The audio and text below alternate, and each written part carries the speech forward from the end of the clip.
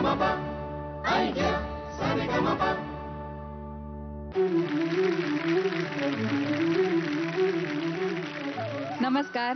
Idea Sa Re Ga Ma Pa मध्ये आपल्या सगळ्यांचं मनपूर्वक स्वागत. महाराष्ट्रातलं एक वैशिष्ट्यपूर्ण व्यक्तिमत्व, ज्यांनी चित्रपट आणि नाटक ह्या दोन्ही क्षेत्रातून उभ्या महाराष्ट्राला धो धो हसवलं, ज्यांची दादागिरीची मोहिनी आजही मराठी माणसावरती आहे. आजचा आपला हा सोहळा आपण त्यांना अर्पण करूया. हाफ शर्ट, बावळट चेहरा आणि अर्ध्या चड्डीतून लोंबणारी नाडी असं सोंग घेतलेली एक वल्ली रजतपटावर अवतरली आणि तिनं स्वतःच्या चित्रपटांचं युगच निर्माण केलं. साध्या गिरणी कामगाराच्या पोटी गोकुळाष्टमीला जन्मलेला हा कृष्ण म्हणजे तथाकथित विनोदाला बगल देत आपल्या द्वयर्थी विनोदानी सर्वसामान्य रसिकांच्या मनोरंजनाचं व्रत घेतलेला सोंगाड्या, अर्थातच दादा कोंडके. राष्ट्रसेवा दलाच्या कार्यक्रमातून स्फूर्ती घेत त्यांनी निर्माण केला मराठी रंगभूमीवर उत्पन्नाचे विक्रम करणारा एक अनोखा वगनाट्याविष्कार विच्छा माझी पुरी करा. चित्रतपस्वी भालजींच्या तांबड्या मातीत त्यांना सिनेमा माध्यमानं झपाटलं. निर्माता, दिग्दर्शक आणि भोळा भाबडा नायक अशा तेहेरी भूमिका साकारून 3 दशकं अनेक चित्रपट यशस्वी केलेल्या या एकट्या जीवानं मरगळलेल्या मराठी रजतपटाला सोनेरी चौकट मिळवून दिली. इस्त्रीच्या कपड्यात चोरून प्रेम करणाऱ्या तथाकथित नायक नायिकेच्या इमेजला धक्का देत ये जवळ ये लाजू नको असं बिनधास्त सांगत नवा प्रेमाविष्कार त्यांनी पडद्यावर साकारला. या विनोद सम्राटानं मराठीसह हिंदी आणि गुजराती भाषेतही चित्रपट निर्मिती केली. पहिल्या चित्रपटापासून अखेरपर्यंत पडद्यावर भोळ्या भाबड्या नायकाची इमेज साकारलेल्या या एकमेव अवलियाला आयडिया सारेगमप आणि झी मराठीची भावपूर्ण आदरांजली.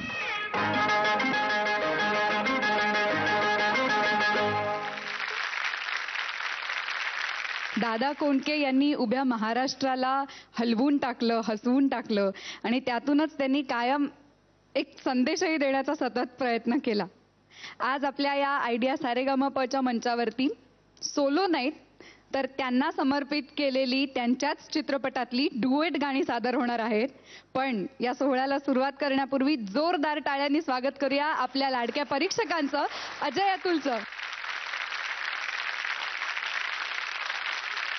सगळ्यात आधी आपल्या समोर येतोय नमस्कार नमस्कार मंडळीनो, नमस्कार अजय अतुल साहेब, नमस्कार नमस्कार. आयला काय महाराष्ट्रातील लोक या कार्यक्रमाला सपोर्ट करतात, लय मस्त वाटतंय. लय काय कार्यक्रमाचं नाव पण काय सारेगामा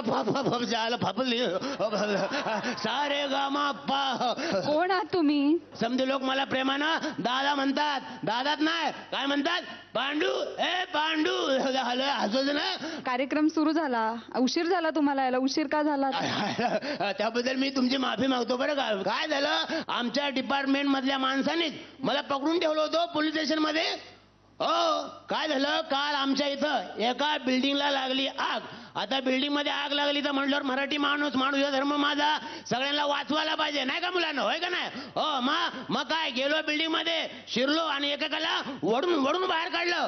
खरं म्हणजे धुरामध्ये मला काही दिसत नव्हतं, पण मला जो दिसत होता त्याला मी वडून बाहेर काढलं. पण बाहेर आल्यावर एक हवालदार मामा आले, माझ्या हाताला बेडे ठोकल्या आणि डायरेक्ट लॉकअप मध्ये नेऊन टाकलं. मी म्हटलं हो, मला कशाला बेडे ठोकता, लॉकअप मध्ये टाकता, लोकांचा प्राण वाचवलाय सरकारतर्फे अवॉर्ड द्या अवॉर्ड. तर मामा म्हणले, अरे बाळा तुला अवॉर्ड द्यायला काय हरकत नाही, पण तू ज्या माणसांना बिल्डिंगच्या बाहेर ओढून काढलं होतं ना, ती सगळी फायर ब्रिगेडची माणसं होती. मग काय ओळख पाळख काढली आणि कथापथा इथं आलो. उशीर झाला सॉरी. आपण आता कार्यक्रम सुरू नाही केला तर मला लॉकअप मध्ये टाकतील. तुम्ही बसता पुढे जाऊन? बसतो. पण बाई हे सर्वांसमोर एक गोष्ट सांगू तुम्हाला. सांगा. तुम्ही लय मस्त दिसताय हो. थँक्यू. तुम्ही पण छान दिसताय, छान कपडे घातले. थँक्यू. कुठे शिवली पॅन्ट? कुठे म्हणजे अहो जिथं फाटते तिथे शिवतो. दाखवू काय म्हणजे शिवली? नको बसा तुम्ही, आपण कार्यक्रम सुरू करू. ठीक आहे. कुठे बसू? बसा समोर बसा, तिकडे बसा. जागा कुठून? इथून जा इथे चिडे. ठीक आहे. हो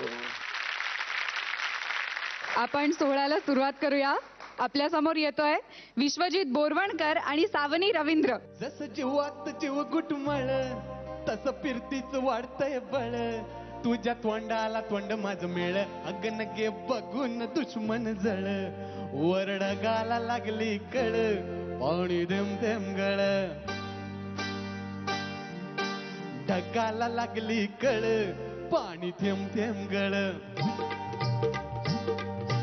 ढगाला लागली कळ, पाणी थेंब थेंब गळ. चल गहरानी गाऊया गाणी, फिरूया पाखरा संग,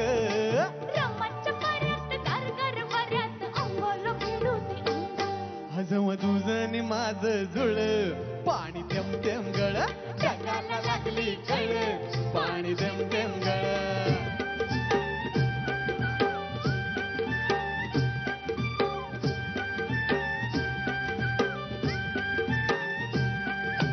सुंदर मुकडा सोन्याचा तुकडा, कुठं हा घेऊन जावा,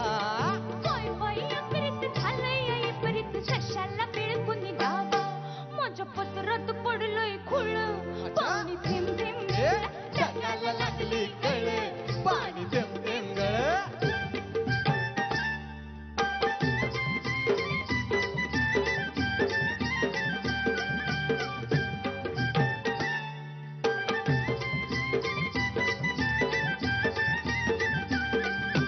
जमीन आपली उन्हानं तापली, लाल लाल झाली या माती, करूया कामन घालूया घाम, चला पिकवू माणिक मोती, एक वर्षात होईल तिळ, पाणी थेंब थेंब गळ, ढगाला लागली कळ, पाणी थेंब थेंब गळ, पाणी थेंब थेंब गळ, ढगाला लागली कळ, पाणी थेंब थेंब गळ. मॅडम मला हे गाणं ऐकून जरा बोलावं असं वाटतंय. बोलू काय मी? बोलू बोला. हो. आपले जे अण्णा हजारे आहेत ना, सर्वांचे लाडके, त्यांनी भ्रष्टाचाराच्या ढगाला अशी काय कळ लावली की जेवढे भ्रष्टाचारी मंत्री संत्री आहेत ना, ते सगळे लागलेत गळायला. बाबा चुकलं काय नाही, ते सगळे लागलेत गळाला पोलिसांच्या. शेवटी काय, विजय सत्याचाच होतो. सत्याला कोणी मारू शकत नाही. ते म्हणतात ना, देवताडी त्याला कोण मारी. नाही, देवतारी त्याला कोण मारी. आणि झी मराठीचा सारेगामापा हा कार्यक्रम लय भारी. टाळ्या हो बरोबर. अजयपासून सुरुवात करूया. एक तर दादा कोंडकेंचं गाणं, दादा कोंडकेंची सगळीच गाणी खूप लोकप्रिय आणि अत्यंत पॉप्युलर आहेत. अगदी लहान मुलांपासून कुठल्याही वयापर्यंतच्या माणसांना त्याला बंधन नाहीये. मला आश्चर्य वाटतं की मला असं तुझ्याकडनं एक्सपेक्टेड नव्हतं. म्हणजे मी इमॅजिन नव्हतं केलं कधी की तू हे कसं करशील. पण मला म्हणजे सावनीचं तर होम ग्राउंड आहे. तिला जेव्हा अशा एक्सप्रेसिव्ह गाणी असतात तेव्हा ती त्याच्यात गाणारच चांगली. म्हणजे तिला त्या आधीमुळे ते जास्त व्यवस्थित जमतं. तो सगळा नखरा वगैरे तिला आणतो. मला तुझ्याकडनं आश्चर्यकारक सुखद धक्का वाटला. मला छान गायला. या निमित्ताने मला हे अभ्यास करायला मिळाला, मला खूप आनंद झाला. हा, पण अजून तू अभ्यास अजून वाढवलास तर अजून खूप चांगलं गाऊ शकतोस ह्याच्यात सुद्धा. नक्की. आणि असं बंधन नाहीये की वर्स्टाईल असावं. तुम्ही जे आपल्याला जमतंय तेच आपण चांगलं करावं. पण जर एखादी नवीन काहीतरी आपल्याला जाणून घ्यायचं असेल किंवा करून पाहायचं असेल तर ते करण्याला काही हरकत नाही. बिकॉज आणि ते चांगलं होत असेल आणि जर त्याचं कौतुकही झालं तर त्याच्यात आपल्याला पुढे गती पण मिळते. सो त्याकरता तुमच्या दोघांचंही कौतुक करतोय. सूर दोघांचेही गेले पण तुमचा अप्रोच जबरदस्त होता, त्यामुळे मजा वाटली. मस्त आलं, मस्त. हे गाणं इतकं जुनं आहे आणि इतकं आजही इतकं पॉप्युलर आहे. मी लहानपणी म्हणायचो तेव्हा आई ओरडायची, गपरे म्हणू नको. पण गाणं तर चांगलं आहे, मला तर आवडायचं म्हणताना. तेव्हा कळायचं नाही तुझ्या तोंडाला तोंड माझं मिळत, ते कळायचं नाही. आणि ते बघून दुश्मन जळ. पण ही चाल इतकी सुंदर चाल आहे, एकदम सोपी आणि तरीही मराठी मातीतली चाल आहे. इतकी पारंपरिक आहे. ज्याला नाचता येत नाही, जो औरंगजेब आहे तो त्याचं सुद्धा बीट तालामध्ये नसेल पण हालायला लागतं अंग. असा हा आपला गावरान एकदम ठेका आहे.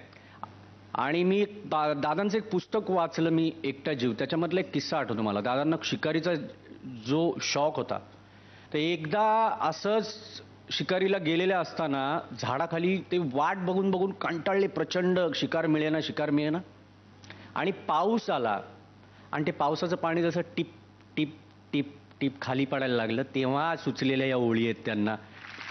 हाडाचा शाहीर असा हा माणूस आणि त्याचं हे इतकं सर्वाधिक लोकप्रिय झालेलं गाणं तुम्ही उत्तम सादर केलं. मला जे ऑब्वियस होतं ते तू टाळलं. ती चड्डी नाही घालून आला आणि तू मधल्या पीस मध्ये नाचलास पण. जरा परत नाचून दाखवतो. अरे भेड, तुझ्या आतापर्यंतची गाणी ऐकून आहे ना सगळं, आणि तू ज्या पद्धतीने येतो एकदम शांत असा उभा वगैरे राहतो आणि गाणं गातोय, संत हे सगळं- तुकाराम होतो. हा त्याला एकदम छेद देणारी गोष्ट होती. मस्त मस्त, very good. Thank you so much दादा. आज गाण्याचे मार्क्स तुम्हाला कळणार नाहीयेत, ते नोंदवून ठेवले जातील, पण ते उद्या कळतील. ओके, सो पुढच्या प्रवासासाठी दोघांनाही ऑल द बेस्ट. थँक्यू.